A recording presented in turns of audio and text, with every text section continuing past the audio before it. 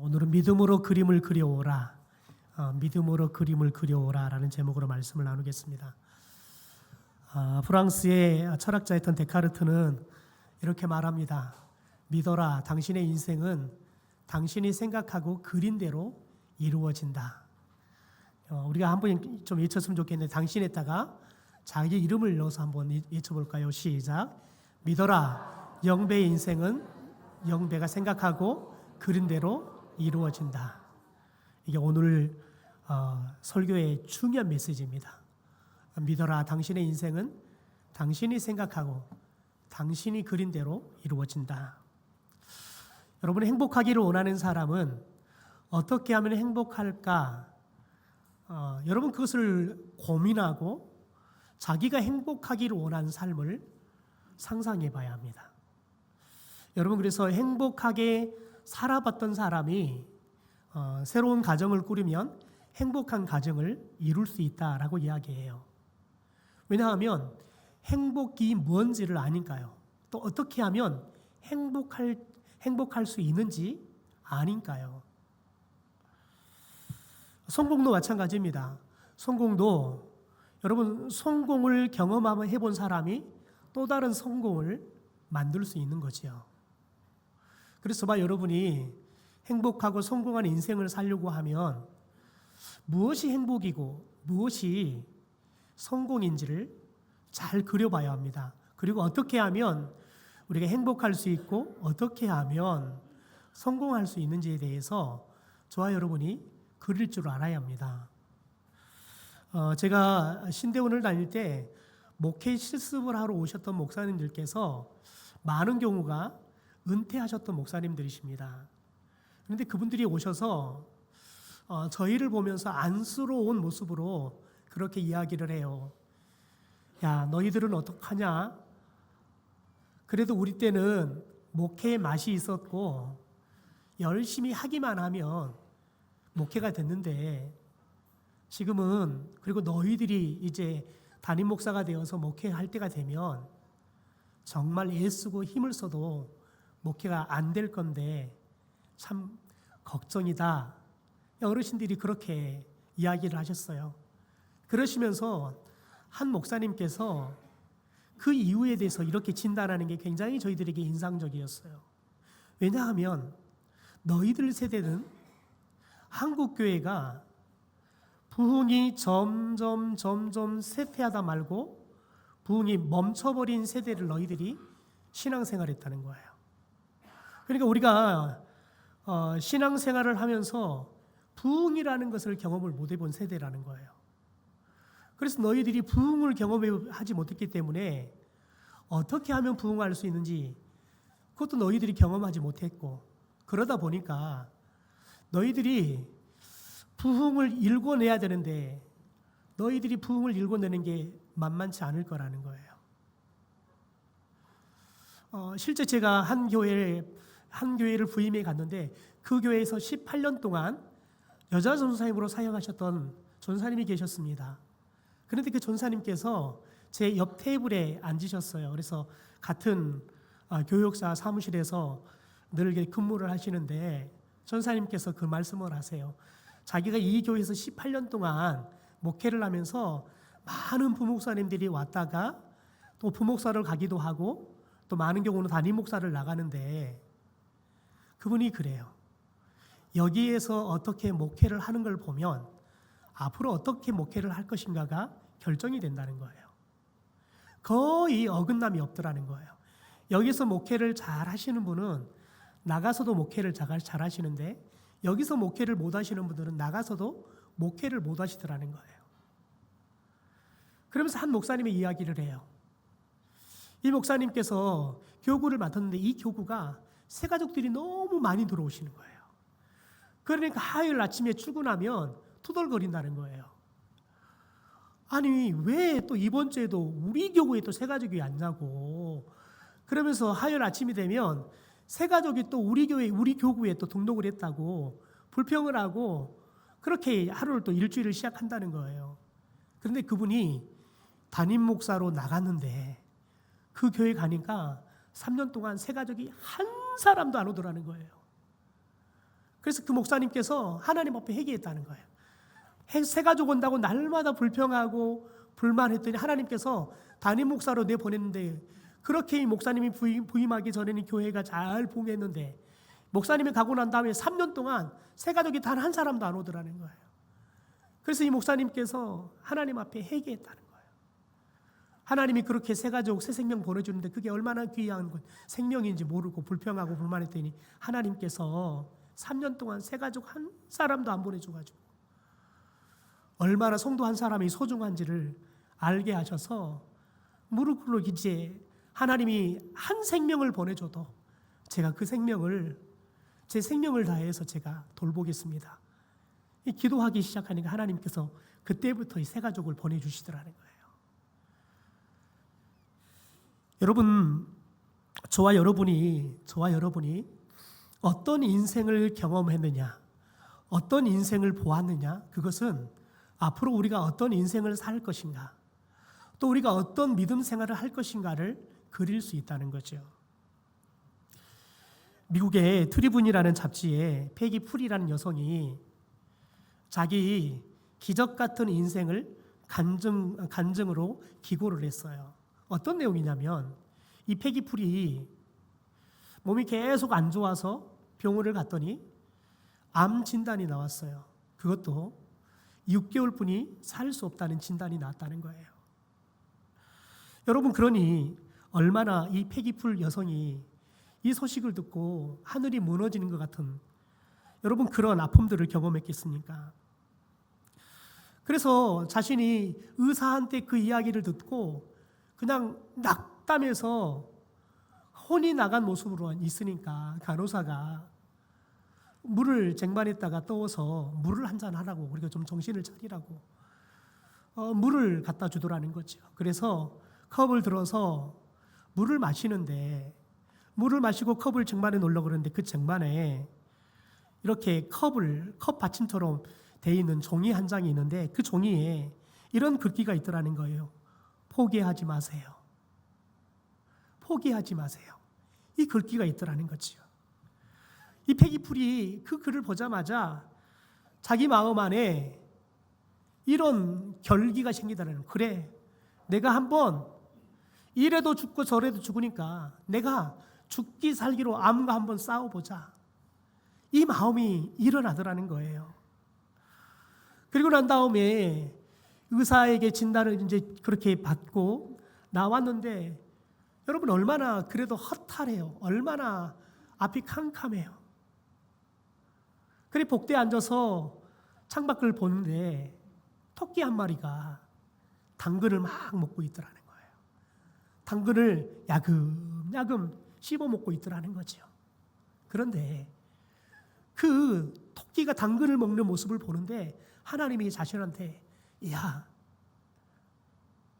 토끼가 저 당근을 야금야금 씹어서 먹듯이 너 몸 안에 있는 정상세포가 암세포 잡아먹게 내가 도와줄게. 하나님이 그 마음을, 그런 마음을 불어넣어 주시더라는 거예요. 그래서 자기가 그때부터 매일매일 토끼가 이 당근을 야금야금 씹어 먹듯이, 하나님, 제 몸 안에 있는 정상세포들이 제 몸 안에 있는 암세포들을 다 잡아먹게 해주세요. 그걸 매일매일 머릿속에다가 그리면서 기도했다는 거예요. 그렇게 기도하면 할수록 마음 안에 암세포에 대한 두려움, 죽음에 대한 두려움보다는 하나님께서 자기도 알 수 없는 생명에 대한, 삶에 대한 의욕들을 하나님께서 날마다 불어넣어 주시더라는 거죠. 그런데 시간이 가면 갈수록, 여러분, 시간이 가면 갈수록 분명히 몸에 체중이 계속 빠져왔는데 어느 날부터 갑자기 체중이 빠지지 않더라는 거예요. 그리고 입맛이 돌고 무엇이든지 먹고 싶은 마음이 들더라는 거예요. 그래서 열심히 먹었다는 거예요. 어느 날 병원에 가야 돼서 병원에 가서 검사를 하는데 의사가 그러더라는 거예요. 무엇을 하고 왔냐고.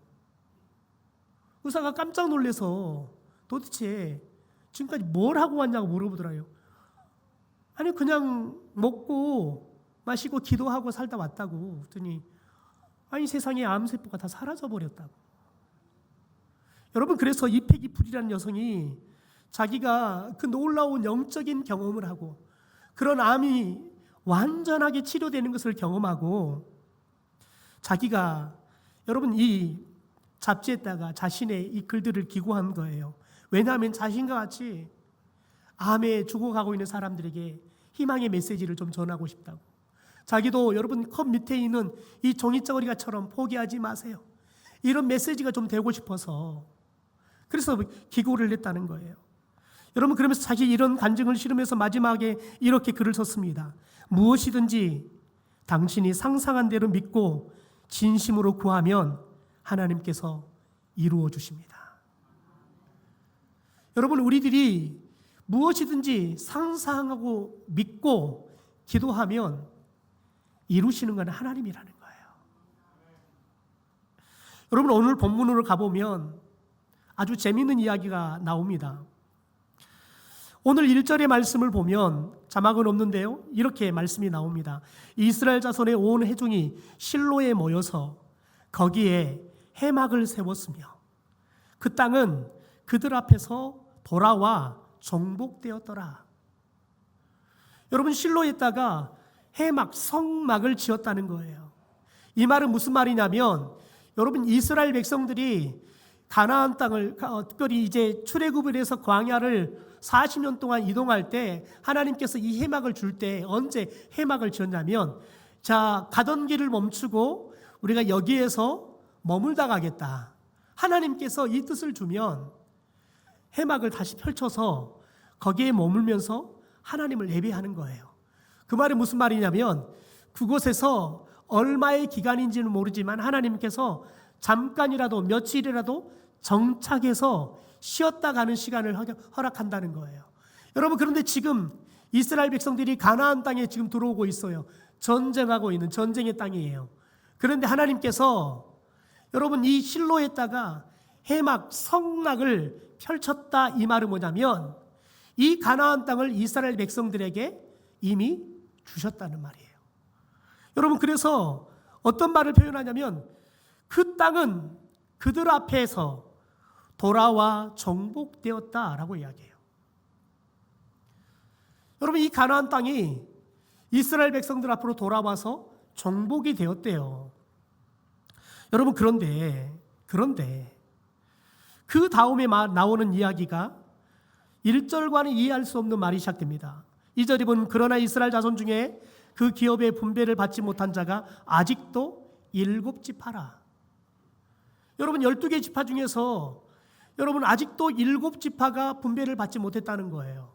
여러분, 그런데 1절은 뭐라 그래요? 그 땅이 돌아와서 정복되었대요. 정복이 되었대요. 생각해 보세요. 12지파 중에서 7지파가 아직도 땅을 분배받지 못했다는 말은 절반 이상의 땅이 아직도 정복되지 못한 거예요. 그런데 하나님은 뭐라고 말하냐면 이미 정복되었다라고 선언하고 있어요.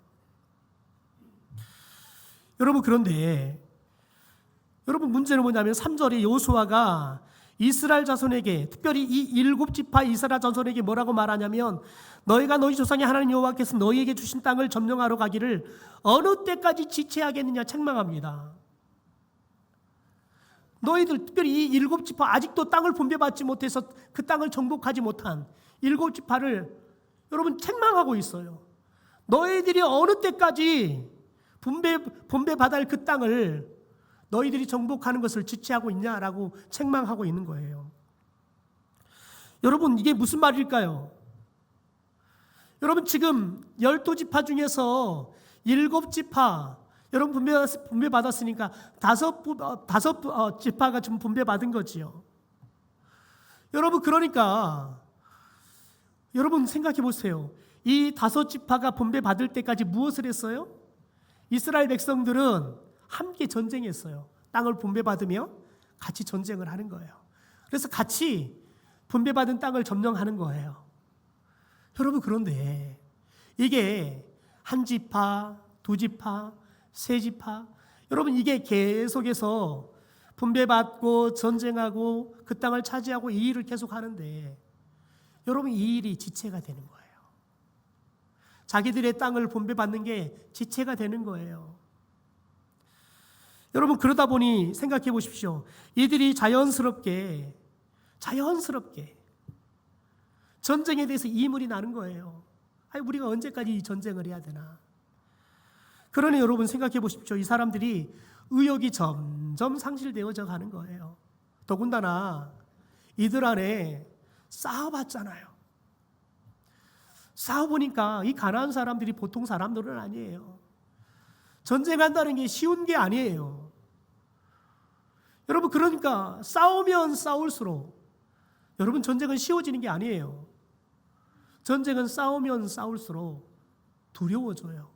무서워져요. 왜요? 내 옆에 병사가 쓰러져 죽어가거든요. 여러분, 아무리 잘 싸워도 여러분 반드시 사상자는 나와요. 그러면 여러분, 이번 전쟁에 또 내가 죽을 수 있다는 두려움이 있는 거예요. 내 형제가 지난 전쟁에 죽었어요. 여러분, 그러면 전쟁에 대한 두려움들, 여러분, 이런 두려움들이 한 사람 한 사람 마음에 들어오다 보니까 이 7지파들이 자기들도 모르게 전쟁에 대한 두려움, 죽음에 대한 두려움들이 그들의 마음에 가득 채워져 가는 거예요. 그러니 생각해 보십시오. 자기들의 땅을 분배받고 가서 차지하게 전쟁하는 것이 두려워요. 그러니까 지체하고 있는 거예요.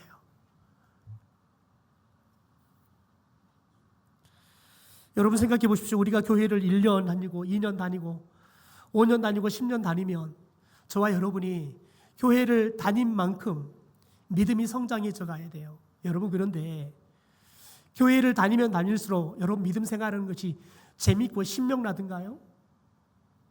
여러분, 교회를 다니면 다닐수록 우리의 믿음이 신명나고 늘 승리하고 늘 은혜가 가득하고 늘 승리가 가득하고 늘 하나님의 축복이 가득하면 좋겠는데, 여러분 신앙생활을 하면 할수록 여러분 신명이 나는 게 아니라 믿음 생활한다는 게 어렵다라는 생각들을 해요. 힘들다는 생각을 해요. 여러분, 그러면 사람들은 자연스럽게 믿음에 대한 열심들이 사그러 들어가요. 여러분, 코로나가 오면서 한국교회에 불은 하나의 또 다른 새로운 바람이 있어요. 그것은 사람들이 자연스럽게 교회에 가서 등록하고 열심히 신앙의 생활하기보다는 그냥 이름만 걸치고, 어떤 사람은 온라인으로 예배를 드리면서 그냥 어디에서나 내가 놀러 가고 싶으면 캠핑 가서 예배 드리고, 내가 일하고 싶으면 일하다 쉬면서 그 시간에 예배 드리고, 여러분 이렇게 그냥 속 편하게 수고하지 않고 편안하게 예배 드리는 사람들이 많아졌다는 거예요. 그래서 온라인으로 예배를 드리는 온라인 교인들이 엄청나게 늘었다는 거예요. 여러분, 그래서 개척교회를 하신 분들이 새 가족이 오지를 않는데요.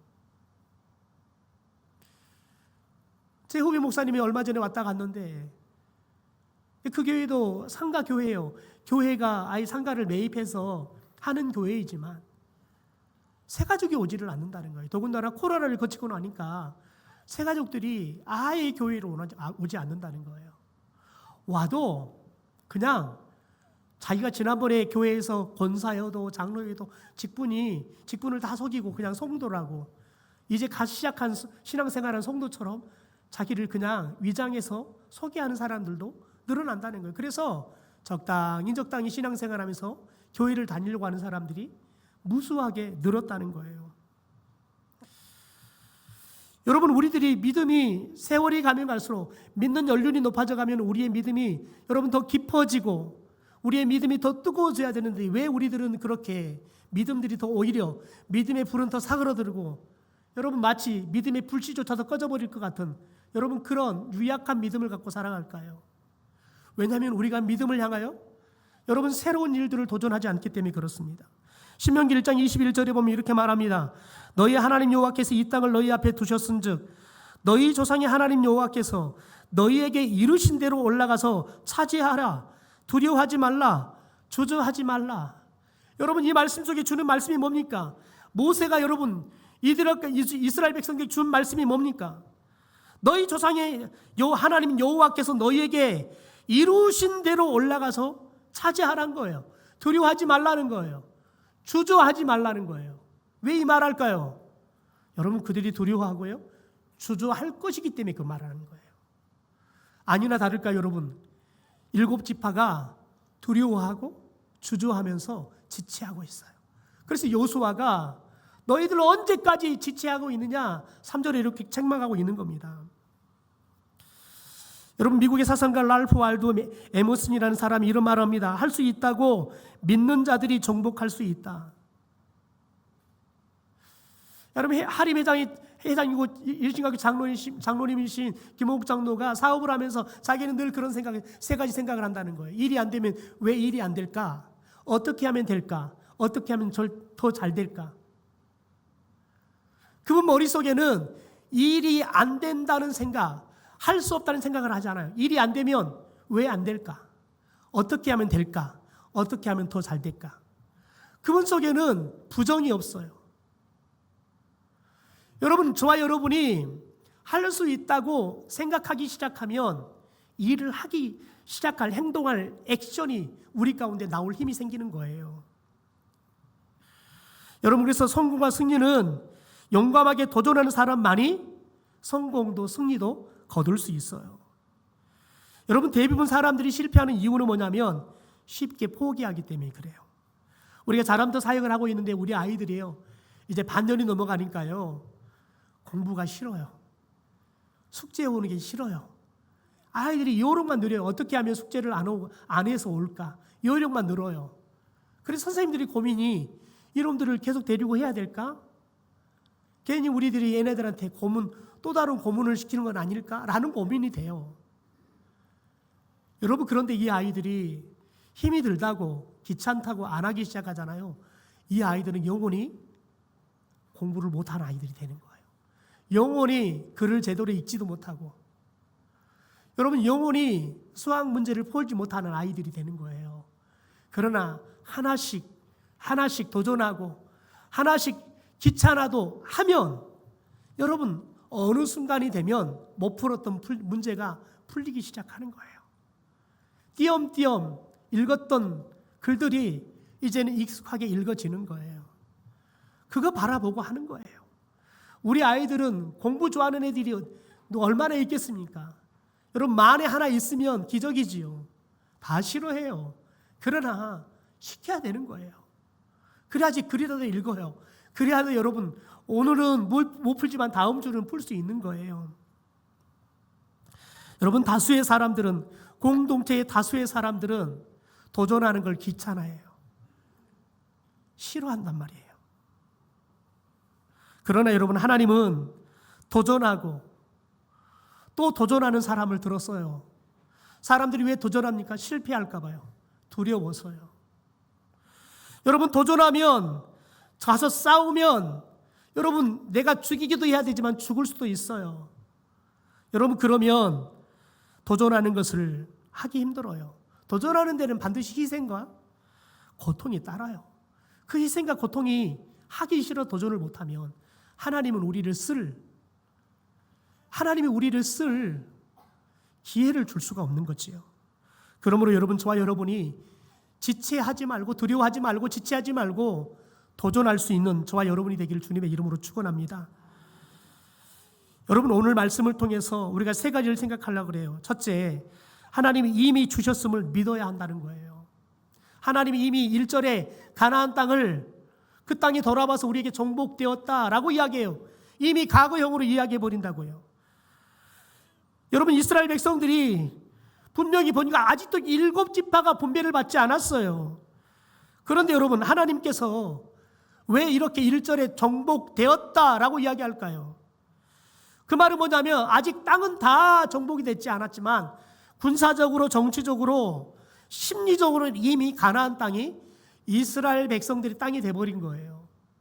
그 친구가 뭐예요? 실로에다가 하나님께서 이미 해막을 펼쳐버렸어요. 이게 하나님이 하나님의 백성의 땅으로 줬다는 거예요. 하나님의 백성들이 이제 이곳에서 하나님을 예배하는 백성으로 살기 시작할 거라는 거예요. 여러분, 우리는 그런데 이미 이것을 여호수아 2장에서 이미 봤어요. 누구들 속에서요? 여러분, 라합이란 여인의 고백을 들어볼까요? 우리 9절의 말씀, 2장 9절의 말씀을 제가 현대어 성경을 읽어드리겠습니다. 현대어 성경을 보여주세요. 없나요? 예. 나는 당신들이 하나님이 이 땅에 이미 당신들에게 주신 줄로 압니다. 우리는 당신들을 두려운 존재로 여기고 있습니다. 이 땅에 사는 모든 사람들이 이스라엘이란 말만 들어도 무서워 떨고 있답니다. 여러분, 라합이라는 여자가 아직 여리고성이 점령되기 전에 이 여리고성에 사는 기생 이방 여자였던 이 라합이라는 여자가 하나님에 대해서 이스라엘 백성들에게 소문으로 들었는데 믿음이 생기니까요. 더 나아가서 이미 여리고성에 있는 여러분, 이 가나안 민족들이 어떻게 이 여러분 하나님과 이스라엘 백성들을 생각한다고 말하냐면, 하나님이 이 땅을 이미 누구에게 줬다고요? 이스라엘 백성들에게 주셨다고요.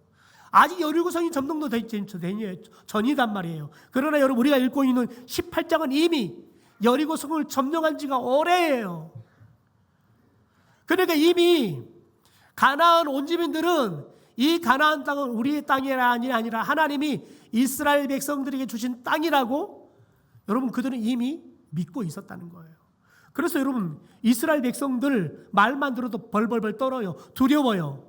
여러분, 그런데 아주 재밌는 건 여러분, 아주 재밌는 것은 정작 7지파들이 자기들의 이름만 들어도 떨고 있는데, 두려워하고 있는데, 무서워하고 있는 그 가나안 원주민들을 두려워해요.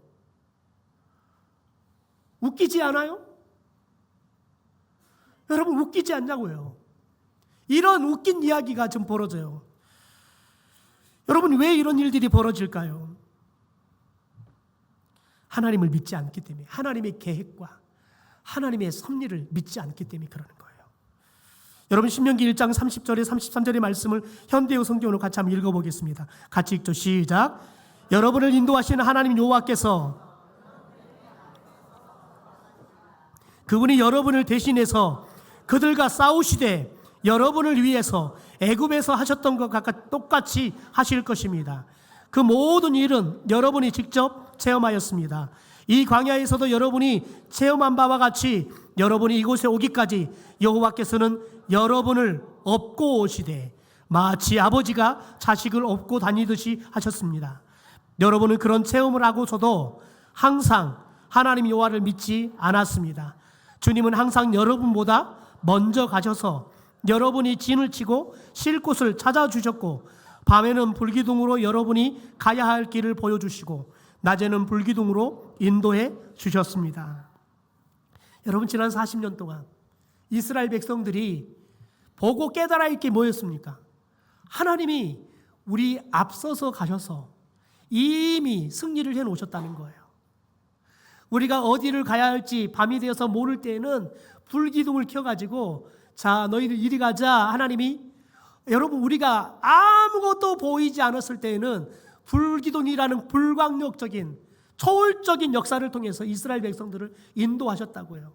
40년 동안 그들이 출애굽할 때부터 시작해서 40년이 이 광야의 생활 동안 그들이 날마다 보고 경험했던 게 뭐냐면, 하나님이 우리 앞서서 가신다는 거예요. 하나님이 이미 우리 앞서서 승리를 해놓으셨다는 거예요. 우리가 어디 가서 쉬어야 될지, 우리가 어디 가서 먹어야 될지, 우리가 어디서 가서 싸워야 할지, 하나님이 이미 하나님의 계획, 그것도 완벽한 계획을 세워놓고 끊임없이 40년 동안 그들을 인도해 오셨다는 거예요.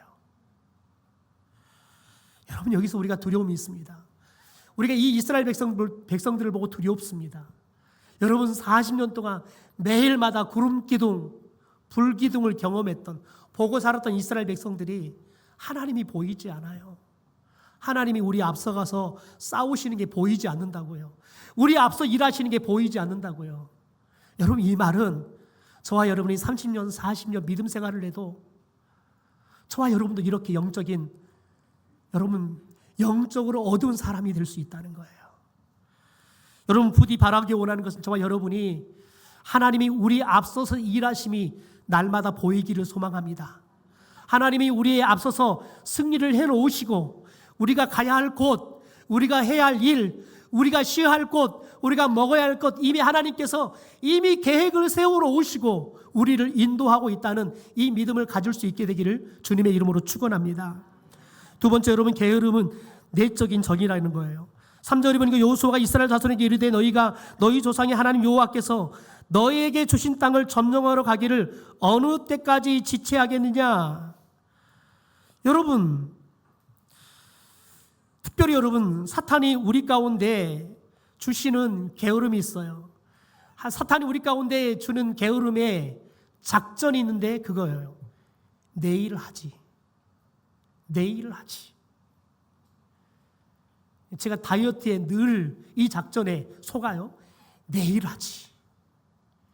오늘까지 먹고 내일부터 다이어트 하지. 여러분, 저와 여러분이 끊임없이 사탄은 내일 하지 이 작전을 우리에게 펼친다고요. 히말라야 산속에 전설의 새라고 하는 야맹조라는 이야기가 있습니다. 야맹조라는 새의 이야기가 있어요. 그러니까 실제 있는 새는 아니에요. 전설로 내려오는 새예요. 여러분, 이 야맹조는 낮에는 실컷 놀아요. 그리고 밤이 되면 얼마나 춥습니까? 그러니까 다른 새의 둥지에 들어가서 그곳에 꼽살이 끼려고 하는 거예요. 그러면 다른 새가 구박을 하는 거예요. 닌 낮에 뭐하고 집도 안 짓고 이렇게 우리 집에 와가지고 나 불편하게 하느냐. 여러분, 그럼 얼마나 집 없는 사람이 구박하면 얼마나 서러워요. 그러니까 그렇게 구박받고 밤새내 주위에 벌벌 집 없어 떨잖아요. 그러면 이 야맹조가 여러분 늘 그렇게 밤새내 내일이면 집 지으리, 내일이면 집 지으리 그렇게 놀이를 한다는 거예요. 그런데 아침에 동쪽에 해가 떠오르고요. 그 따뜻한 햇빛이 비치잖아요. 그러면 그 해에 취해서 또 집 지은 것을 잊어버리고 또 하루 종일 열심히 논다는 거예요. 그리고 밤이 되면 또 그렇게 구박을 받고 내일이면 집 지으리 놀이를 하고 평생 그러다가 죽는다는 거예요. 게으름에 대해서 이야기할 때마다 늘 이 야맹조의 이야기는 예하로 등장합니다. 여러분, 성경은 게으름을 죄악이라고 이야기합니다. 잠언 20장 4절에 이렇게 말합니다. 게으른 사람은 제철에 밭을 갈지 않으니 수수때에 거두려고 하여도 거둘 것이 없다. 여러분, 이 말씀에 우리가 잘 집중해야 할 게 있어요. 씨를 뿌리지 않았다는 게 아니에요. 제철에 뿌려야 돼요. 제철을 기회가 왔을 때 그 기회를 놓치지 않고 씨를 뿌려야지 추수할 때 추수할 수 있는 거예요. 여러분, 게으른 사람은 하나님이 기회를 주실 때 그 기회를 붙잡아야 되는데 그 기회를 놓쳐버린다는 거예요. 그리고 추수 때가 되었을 때 마치 내가 뭐 거둘 게 있을 것처럼 추수하러 나가는 사람이 게으른 사람이라는 거지요. 또 게으른 사람의 특징이 뭐냐면 늘 변명이 있어요. 여러분, 잠언 22장 13절에 현대어로 이렇게 말합니다. 게으른 사람은 곧잘 이렇게 변명한다. 나는 일하러 갈 수 없다. 내가 만일 밖에 나가면 거리에서 사자에게 찢겨 죽을 것이다. 밖에 나가 일을 안 해요. 왜요? 핑계거리가 뭐냐면은 괜히 나 밖에 일하러 갔다가 사자 만나가지고 찢겨 죽을 수 있으니까 사자 핑계 대놓고는 안 간다는 거예요. 여러분, 게으른 사람은 늘 핑계가 있다는 거예요. 오늘 하지 말아야 할 이유가 있다는 말이에요. 여러분, 모든 성도에게는 이스라엘의 여러분 12지파에게 모두에게는 동일하게 땅을 분배받고 땅을 정복할 수 있는 기회가 주어져요. 여러분, 그런데 7지파에게는 왜 아직도 분배가 안 됐어요? 분배를 안 해줘서가 아니에요. 여러분, 이들이 지체하고 있었기 때문에 그런 거예요. 왜요? 두려워요. 전쟁이 이물나요. 언제까지 우리가 싸워야 돼? 여러분, 그러니까 게으른 거예요. 여러분, 단지 괜히 싸우다가 죽으면 어떡해? 여러분, 이것은 핑계거리라고요. 괜히 일하러 나갔다가 사자에 찢겨 죽으면 어떡해? 그래, 나 일하러 안 할 거야. 이 지금 7지파가 그러고 있다는 거지요. 여러분, 그러므로 저와 여러분이 하나님 앞에 늘 하루를 시작할 때마다 주님, 내가 오늘 해야 할 일이 뭡니까? 제가 오늘 해야 할 일을 내일로 미루지 않고 일할 수 있도록 도와주십시오. 부지런함을 주시고 내가 수고한 대로 일이 될 수 있도록 형통을 허락해 주십시오. 여러분, 저와 여러분이 게으른 자의 기도가 아니라 하나님 앞에서 부지런한 자의 기도를 통해서 매일마다 부지런한 삶을 통해서 하나님이 기회를 줄 때 그 기회를 붙잡는 사람들이 되기를 소망합니다. 마지막 여러분 세 번째는 구체적인 꿈을 그리고 그 그림을 하나님께 맡기라는 거예요. 우리 4절 말씀을 같이 읽어보죠. 시작. 너희는 각 지파에 3사람씩 선정하라. 내가 그들을 보내리니 그들은 일어나서 그 땅에 두루 다니며 그들의 기업에 따라 그 땅을 그려가지고 내게로 돌아올 것이라. 여러분 지금 각 지파 7지파 중에서 각 지파마다 3명씩 대표를 뽑아내요. 그리고 이 대표 21명을 보내라는 거예요. 그리고 아직 분배받지 못한 땅을 돌아다니면서 너희들이 어떤 땅에 얼마만큼 분배받고 싶은지 가서 너희들이 그 땅을 밟아보고 그들이 그려와서 오라는 거예요. 이 말이 무슨 말이냐면 하나님이 너희들에게 이미 주신 이 가나안 땅을 직접 가서 땅을 밟아봐라는 거예요. 땅을 밟아봐라는 거예요. 여러분 땅을 가서 밟아보면 하나님이 이 땅을 우리에게 주셨다는 믿음이 생겨요.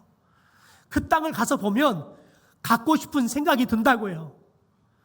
여러분 땅을 구입하러 다니는 사람들의 특징이 뭐냐면 많이 돌아다니면서 그렇게 많은 땅을 봤는데 어느 날 딱 땅을 봤는데 야 저건 내 땅이다 들어온다는 거예요.